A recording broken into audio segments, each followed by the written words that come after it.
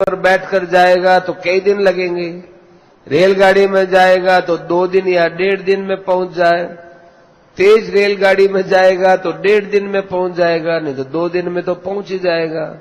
यदि वायुयान से जाए तो आधे दिन में पहुंच जाए।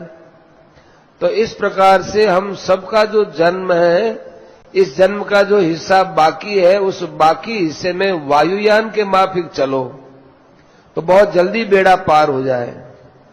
तेजी से चले तो ज्यादा समय लगने की बात है ही नहीं।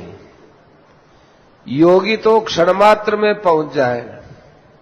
जैसे मंद चाल से चलने वाली रेल 2 दिन में, तेज चलने वाली गाड़ी 1 दिन में पहुंच सकती है, इसी प्रकार तेजी से साधन करने पर एक जन्म में तो आराम से भगवान तक पहुंच सकते हैं।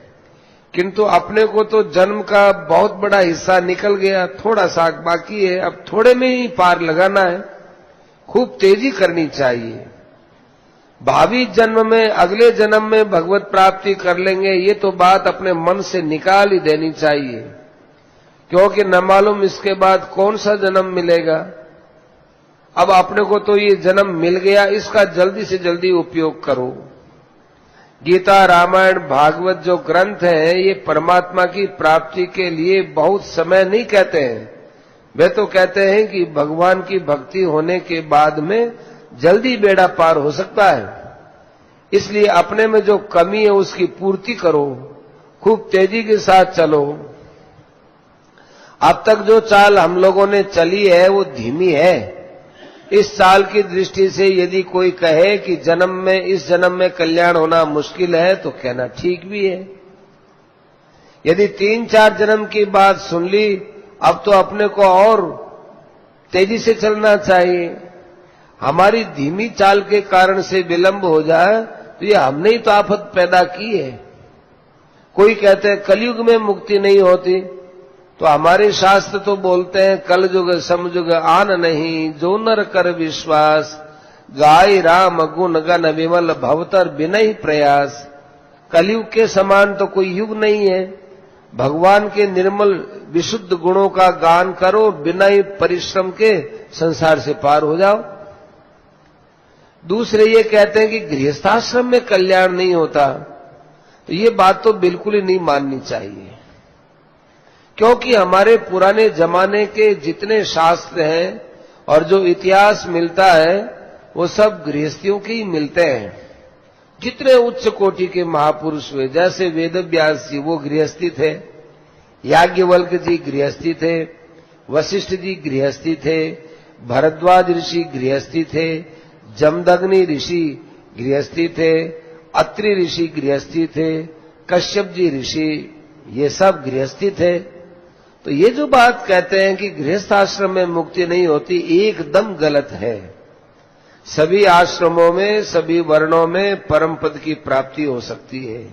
भगवान ने तो गीता में कहा ही है ना, मामि पार्थ व्यपाश्रित्य येपि शिव पापयोनयः स्त्रियो वैश्यास तथा शूद्रास तेपि यान्ति परांगतिम किम पुनर्ब्राह्मणा पुण्या भक्ता राजर्षयस्तथा। तो भगवान के भाव से, भगवान की ओर चलने से भगवान की प्राप्ति हो जाती है। अपने शास्त्रों की ये बात माननी चाहिए, लोगों की इस बात पर ध्यान नहीं देना चाहिए कि गृहस्थियों को नहीं होती। कलयुग के लिए विष्णु पुराण के 6ठे अंश के 2 अध्याय में एक बात आई है कि एक बार वेदव्यास जी महाराज ने कहा कि अरे कलयुग तुम धन्य हो, तुम धन्य हो, तुम धन्य हो। तो ऋषियों ने पूछा कि महाराज सतयुग से बड़ा कलयुग कहां से आ गया? किसी ने कहा त्रेता से बढ़कर कहां से आ गया, किसी ने कहा कि द्वापर से बढ़कर कैसे आ गया, इसको इतना धन्य क्यों कहा? तो वेदव्यास जी कहने लगे कि देखो मैंने कलयुग को धन्य क्यों कहा है। वैसे तो कलयुग अवगुणों की खान है, पर भगवान की भक्ति कलयुग में बहुत जल्दी पनपती है।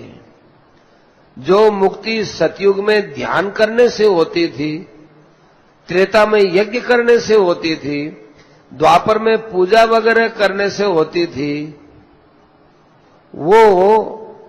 वो मुक्ति वो मुक्ति कलयुग में भगवान के नाम कीर्तन से हो जाती है। इसलिए अपने को हिम्मत रखनी चाहिए, विश्वास करना चाहिए, कमजोरी को अपने पास आने ही नहीं देना चाहिए। फालतू बातें हैं, निराश करने वाली बातें, निराश होने वाली बातों से दूर रहो। देखो, सबसे बड़ी आशा तो यह कि हम भारतवर्ष की भूमि में आए हैं। सारी दुनिया में, सारी पृथ्वी में भारत भूमि सबसे श्रेष्ठ है। फिर अपने यहां तीर्थ स्थान में आए,